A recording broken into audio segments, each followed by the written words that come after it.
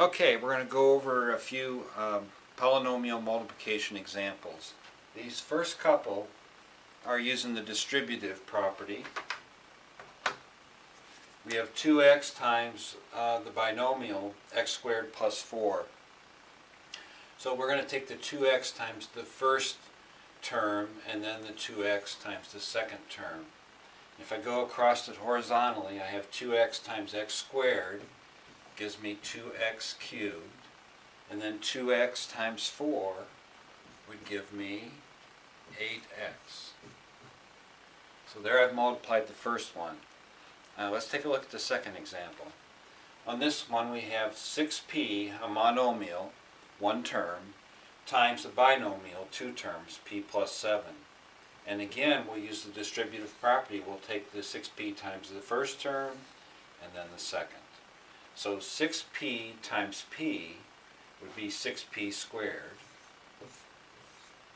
It's just 6p to the 1 times p to the 1. 1 plus 1 is 2. And then plus the second term, 6p times 7, which would give us 42p. So those two were pretty straightforward. Let's try a couple more.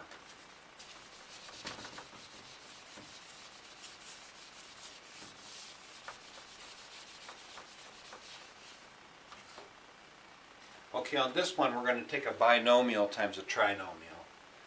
So we'll have x minus 3, that's the binomial, times x squared plus 2x minus 1.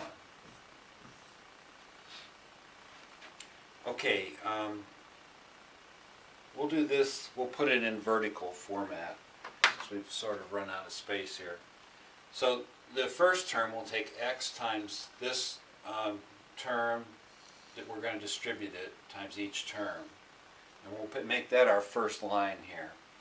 So x times x squared is the same as x to the 1 times x squared, which you add the exponents when you multiply.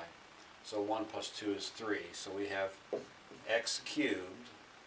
And then we take x to the 1 times 2x to the 1. 1 plus 1 is x squared.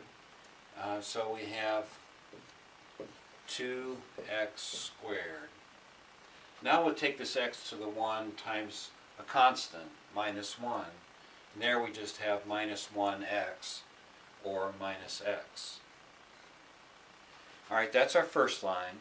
Now we're going to take and use the distributive property again. And this time we're going to take the minus 3 times each term. We'll put that on our second line. So we have minus 3 times x squared, and we'll line the x squared up under the first line's x squared. So we have minus 3x squared. It's important to line these up right so we can, in the end, add the two lines to get a solution.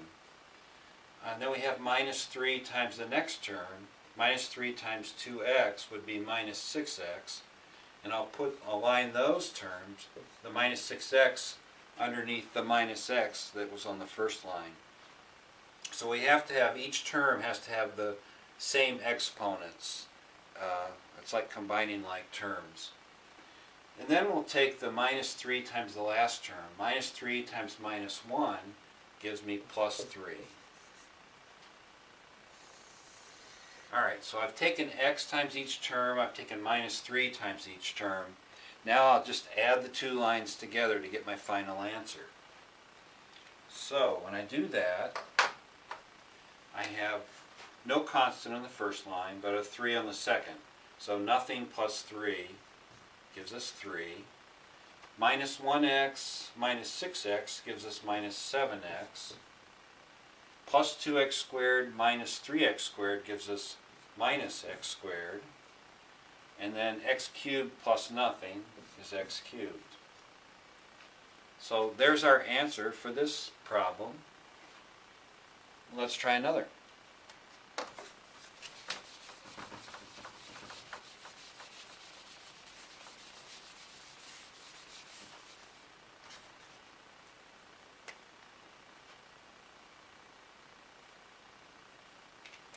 Use this marker. we'll take x minus 1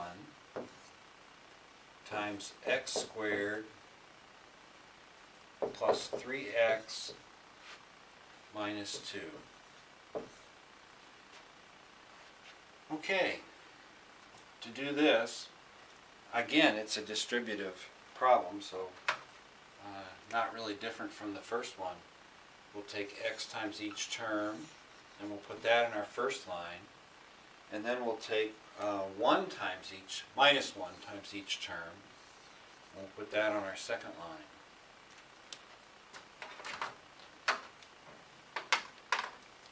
Alright, so x times x squared is x cubed. X times 3x is 3x squared. Then we have x times minus 2 is minus 2x. So we have an x cubed, an x squared, and an x to the 1 on our first line. Now we'll take the second term in the binomial, minus 1 times each term. So minus 1 times x squared, and again I have to line up the x squareds under the x squareds. So minus x squared, minus 1 times 3x would be minus 3x. Minus 1 times minus 2 is plus 2. Okay, now I can add those up. Nothing plus 2 is 2. Minus 2x minus 3x is minus 5x. The next term I have plus 3x squared minus x squared, which that gives me 2x squared. And last over here I have an x cubed plus nothing, which gives me an x cubed. And that's the answer to that one.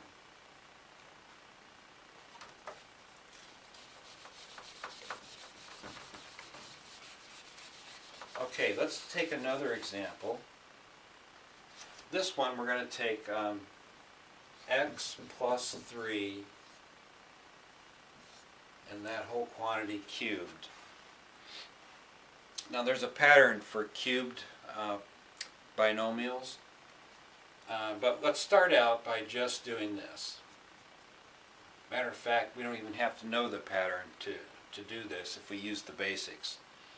So the first thing is x plus 3 times x plus 3 times x plus 3. That's what x to the third power means.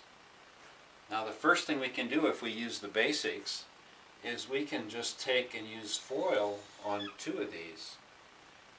FOIL will say first terms, outer, inner, last terms. So first terms are x and x. We come up with x squared. Outer would be x times 3. It's 3x. Inner, 3 times x. And then last would be this last term 3 and this last term 3, which gives us 9. Well, we have here 3x and a 3x, which is 6x. So we'll say x squared plus 6x plus 9. So really this is just x plus 3 squared takes us to this, but we can use FOIL and get to the same place. Now we've still got one more binomial that we haven't taken care of, so we'll put that over here, x plus 3. Alright, we can use the distributive property on that. So we can take x times each term, and then we can also take 3 times each term.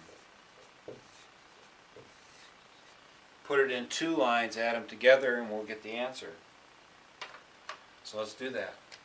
So first I'll take x times each term. I'll get x cubed is x times x to the 1 times x squared, 1 plus 2, x cubed. X times 6x gives us 6x squared. X times 9, 9x. There's our first line. Now let's take the other part, the plus 3 times each term of the trinomial. So 3 times x squared, and I got to line up the x squared, gives me 3x squared. 3 times 6x gives me 18x. 3 times 9 gives me 27. Alright, now I can add this together. Nothing plus 27 is 27. 9 plus 18 gives me 27x. 6x squared plus 3x squared gives me 9x squared. And x cubed plus nothing gives me that. So there's the answer. Now, I'm going to erase all this in the middle, and let's think about the pattern for a cubic exponent.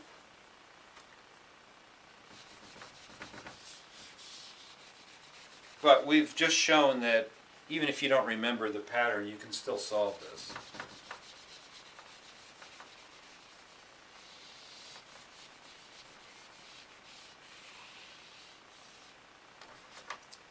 Okay, the pattern would be that we cube the first term, and then we have 3 times this times this, 3 times the 3x, and this x would be squared. It started out as to the third, now it's squared. This is the coefficient. When you're doing a cubic pattern, you've got coefficients of 1, 3, 3, and 1. So there was a 1 here, and there's a 3 here. And our exponent goes down, while the other value, 3, is 3 to the 0 in this term, 3 to the 1 in this term. And then on the next term, the coefficient is 3, so we'll put that there.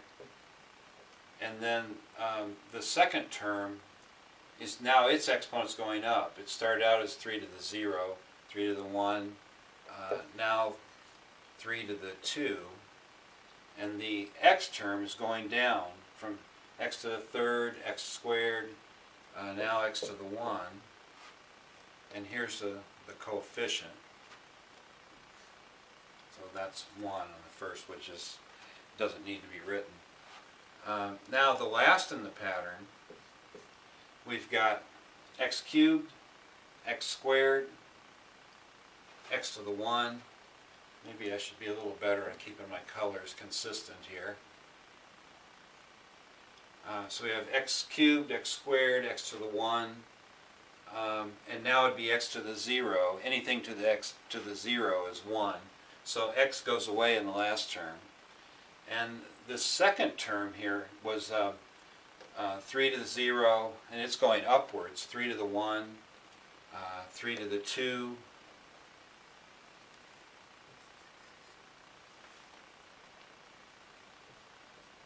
and then on the last term it's 3 to the 3. So there's some patterns at work, cross patterns. This first term x, it starts high, 3, 2, 1, 0. And the 3 starts out low, 3 to the 0, which I don't even show, 3 to the 1, 3 to the 2, 3 to the 3. So there's a pattern in there, and you can memorize it, and you'll end up with the same answer as I did here below.